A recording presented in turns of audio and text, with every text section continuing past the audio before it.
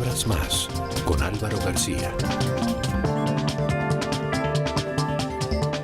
La imagen fresca de la actriz Johanna Bahamón perdura. Han pasado muchas cosas en su vida desde que inició su carrera, desde los días en que aprendió sobre ese oficio con prestigiosos maestros en Colombia, Cuba y los Estados Unidos.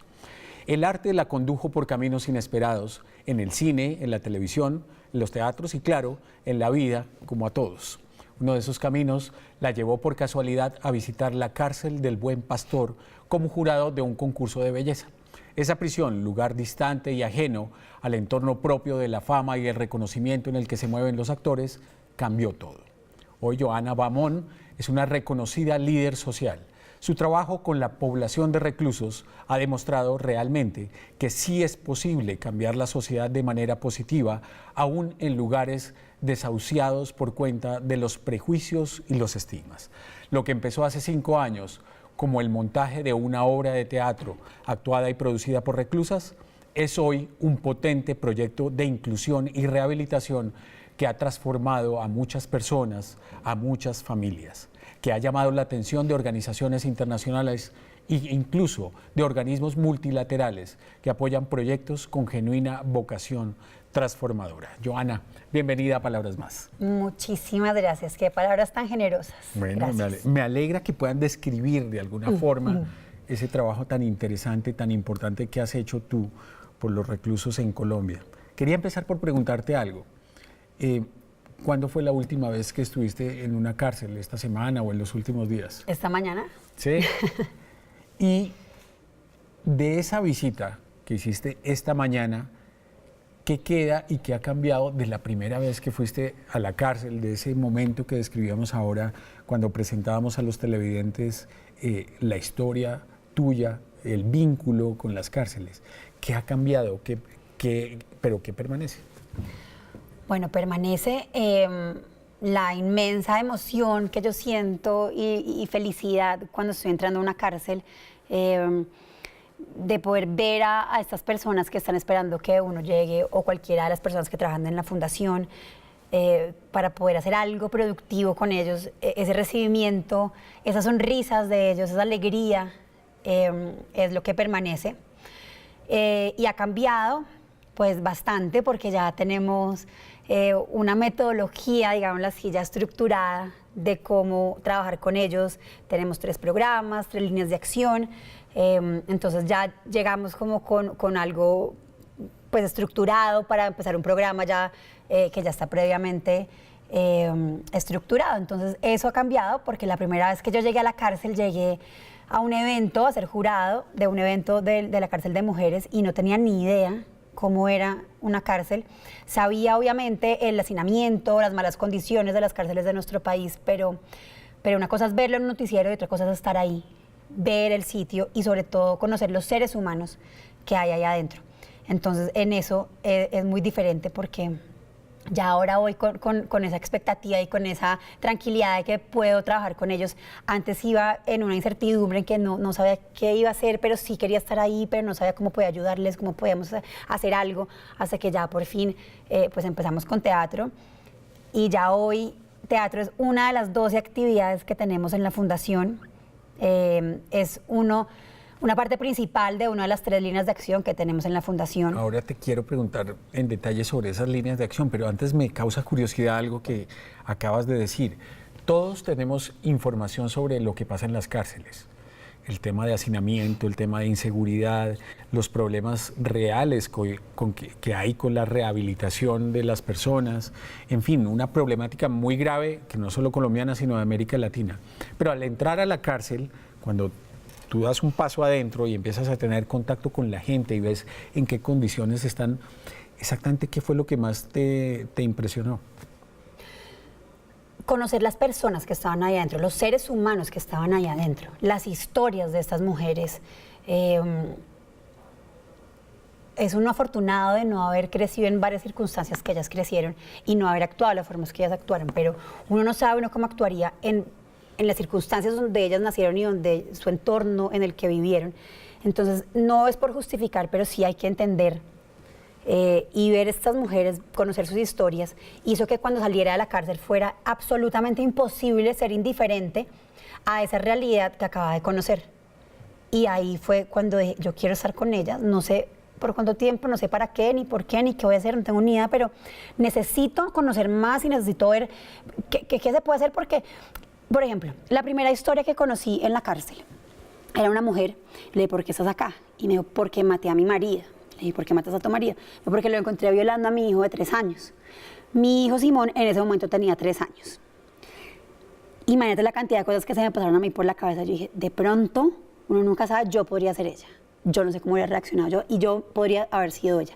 Entonces, en ese segundo de como solamente ver que lo único que uno necesita para estar en la cárcel es estar libre.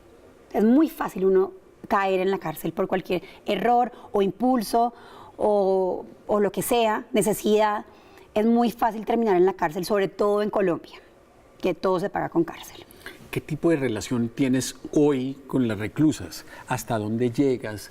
¿Qué líneas tratas de no cruzar? ¿Cómo haces para manejar esa relación para ya, digamos, ya es un tema profesional? Estás metida en un proyecto enorme que tiene muchas aristas y que toca muchos temas.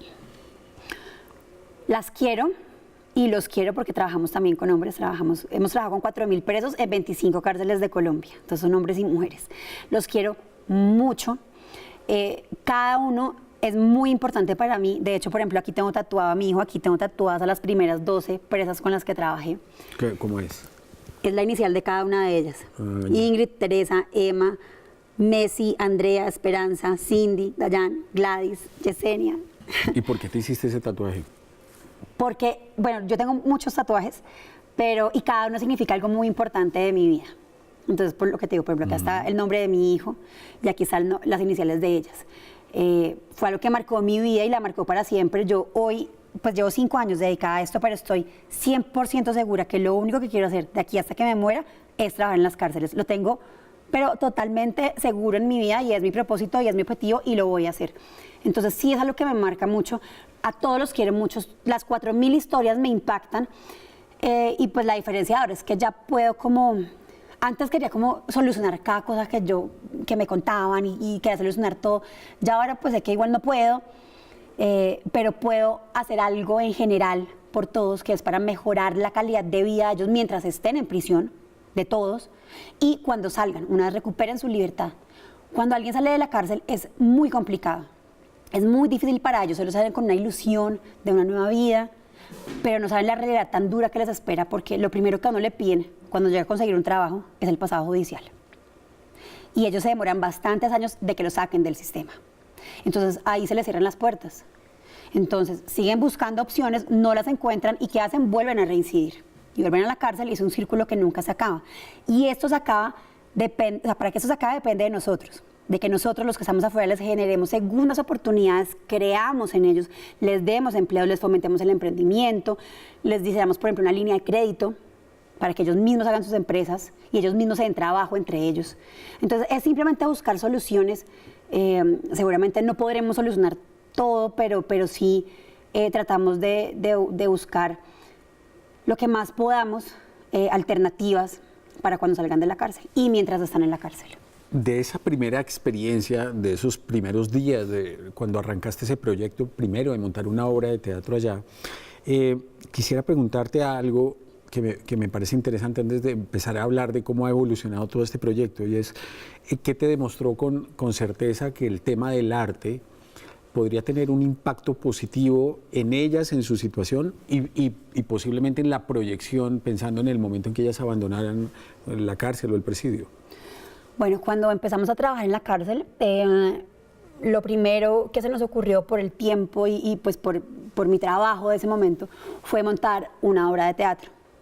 Empezamos a montarla y cuando la presentamos a los 3 meses adentro de la cárcel, cuando estas mujeres estaban ya en un escenario, cuando el resto de las reclusas que estaban siendo público de esta obra de teatro respetaban el trabajo de sus compañeras, cuando todas sabían trabajar en equipo, en ese momento me di cuenta que estas 12 mujeres eran otros seres humanos, se habían transformado. No sé si fue por el teatro, por una oportunidad, por lo que sea, pero se transformaron. Ya hoy en día sabemos que el arte sí transforma, el arte empodera, hace una catarsis de emociones, es transformador, es sanador. Entonces, sí, es una forma principal de nuestra fundación, es una de las 3 líneas de acción, y es la resocialización a través del arte, tanto el teatro, la música y las artes plásticas. Con esas 3 líneas trabajamos en la parte de arte. En los otros aspectos, ¿cómo se ha enfocado el tema? Ya hablamos del tema de arte y cómo puede ayudar eso. ¿De qué otra manera se puede apoyar a la población de reclusos para prepararlos y que salgan de nuevo a la sociedad? Las otras 2 es crecimiento interno y trabajo interno. Esta es nuestra metodología de intervención con ellos, pero esto no nos lo inventamos nosotros. Esto lo hicimos a raíz de conocer sus necesidades, de lo que ellos quieren hacer, de lo que ellos necesitan. Y ahí salieron las 3 líneas. Entonces, la primera es crecimiento interno, que es toda la parte de crecimiento personal, espiritual de ellos, rehabilitación de adicciones, interiorización, aceptación, están ahí y punto, no hay nada que hacer. Entonces, veamos cómo volvemos esto productivo. La segunda es arte interno, donde están las artes plásticas, teatro y música, que es la exteriorización de todo este proceso anterior. Y por último es trabajo interno, que es toda la parte de productividad, para que las cárceles no sean solamente centros de reclusión, sino centros productivos. Cuando uno se siente útil, se vuelve útil para su entorno y por ende para la sociedad. Y no hay nada más importante en un ser humano que uno levantarse, abrir los ojos y sentirse útil, ¿no? Entonces, esas son las 3 líneas que manejamos con ellos. Igualmente, cuando salen de la cárcel, trabajamos estas 3 líneas de acción. La única diferencia es que ya la tercera, trabajo interno, es más hacia el emprendimiento, la línea de crédito, que pues los de adentro de la cárcel no tienen ese acceso todavía. ¿Y qué tan asequible realmente es ese tema de emprendimiento, de acceso a crédito, de apoyo cuando salgan? Mucho. Tenemos un espacio que se llama Casa Libertad, donde estamos el Ministerio de Justicia, el IMPEC, Colsubsidio y la Fundación. Y entre las 4 entidades solo trabajamos para recibir a la gente que sale de la cárcel y generarles oportunidades laborales. Hemos hecho alianzas con empresas muy importantes de comida, Charlie, Señor Wok, y que nos los contratan para que vayan a trabajar ahí. Hicimos una alianza con 2 bancos muy importantes, que es Bancompartir y Banca Mía, para hacer la línea de crédito. Y bueno, y pues todo el apoyo del Ministerio de Justicia, el IMPEC y Colsubsidio es indispensable en este proceso de empleabilidad y de emprendimiento. Te invito a que hagamos una pausa para volver a hablar de otros proyectos y particularmente del tema del restaurante, que me parece extraordinario. Ok.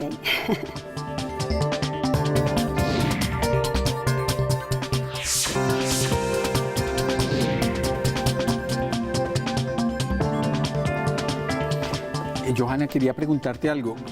Este tema ya desbordó la línea de acción que tiene que ver con las cárceles colombianas, y he visto que el trabajo de intercambio y de cooperación con organizaciones que están también interesadas en el tema de la problemática de las cárceles en otros países se volvió importante para tu fundación. ¿Cómo ha sido ese intercambio de ideas? ¿Qué llama la atención afuera de lo que estamos haciendo en Colombia, de lo que estás haciendo tú?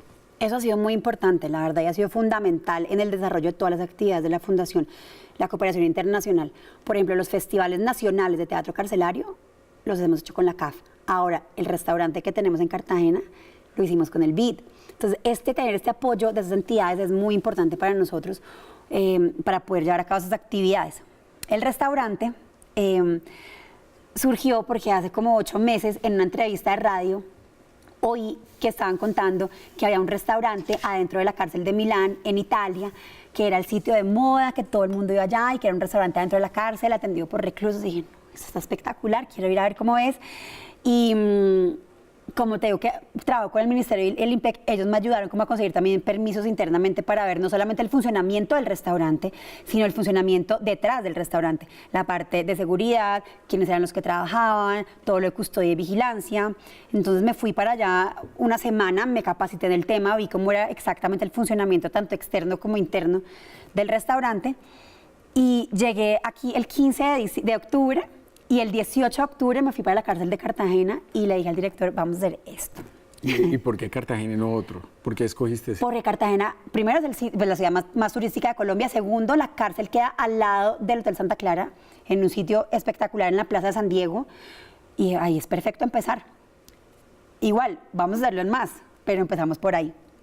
Y se lo presenté al director y de una me dijo que sí.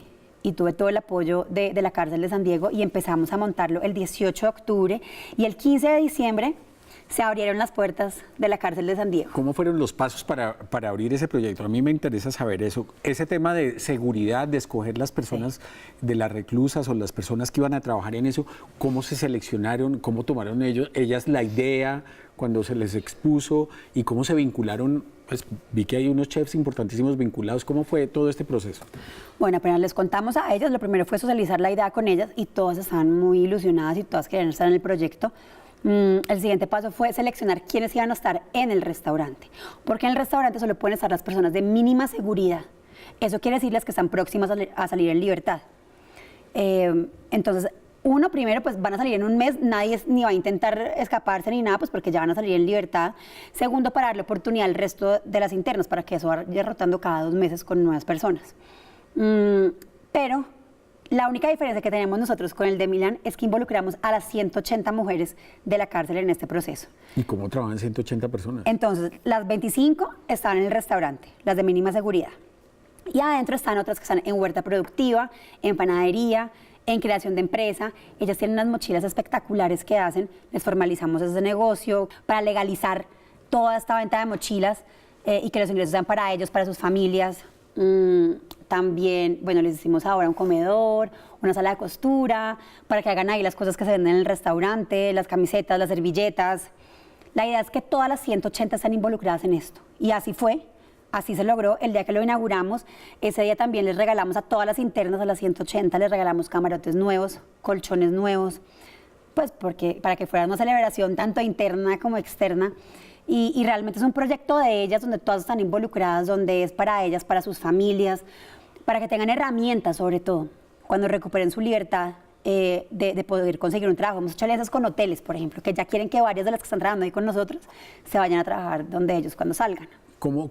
¿Qué te llama la atención del contacto de ellas con las personas que llegan a disfrutar de una noche en el restaurante, a pedir un plato de comida? ¿Cómo funciona? Eso es absolutamente indispensable y casi que es una obligación de todas las actividades de la Fundación, que haya un contacto entre la población carcelaria y la población civil, que haya un encuentro real y así se fomenta una reconciliación. En el teatro, por ejemplo, por eso las sacamos de la cárcel, a presentarlas en teatros. Aquí los clientes y los comensales tienen que entrar a la cárcel, tener un contacto con ellas, que ellas los atiendan, que ellas les sirvan, que se conozcan, que se vean en persona y que sea un contacto real, y ahí empezamos a un camino de reconciliación y a fortalecer estas herramientas, tanto de ellas para volver a la sociedad como de la sociedad para estar preparada para recibirlas. Hablábamos ahora del estigma y de los prejuicios. Con la experiencia que tú tienes, exactamente el estigma, ¿cómo funciona? ¿Cómo vemos nosotros a los presos? ¿Qué prejuicios tenemos las personas que estamos fuera y cómo nos ven los presos a nosotros? Ambas partes están muy estigmatizadas, tanto la población civil a los presos, porque los señalan, los juzgan, solo ven lo malo, los tienen rechazados, los tienen aislados, y lo mismo ellos también tienen muy estigmatizada la población civil porque sienten rabia, sienten dolor, porque se sienten rechazados por ese trato, que no entienden, porque lo hicieron en sus condiciones. Entonces sí hay un resentimiento de ambas partes, aparte de la estigmatización, que se sana y se cura y se transforma en segundas oportunidades cuando hay ese encuentro. Cuando la población civil va y los ve en una obra de teatro y les aplaude, ya a ellos se les olvida ese rencor que tenían con la población, a la población civil se les olvida el señalamiento y el juzgamiento, sino que los aplauden, los apoyan porque los ven como seres humanos talentosos. Lo mismo pasa en el restaurante. Van y ven cómo son de buenas en lo que hacen, en su comida, en el amor que le ponen al trabajo. Y ven también el apoyo de toda la gente que va todas las noches porque vivimos llenos en ese restaurante y van es por ellas, a verlas a ellas, a apoyarlas a ellas. Entonces hay una verdadera reconciliación. Entonces yo creo que con esas actividades de encuentro, esos espacios de encuentro entre las dos poblaciones y de reconciliación, se acaba con los estigmas.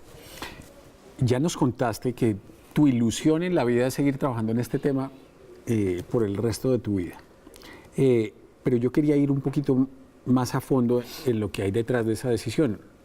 Tu transformación personal a partir de esta experiencia, ¿cómo es? ¿Cómo cambiaste hoy? ¿Cómo es la Johanna de hoy comparada con la Johanna de hace, antes de tener esta experiencia? ¿Qué cosas cambiaron en tu vida? Muchas.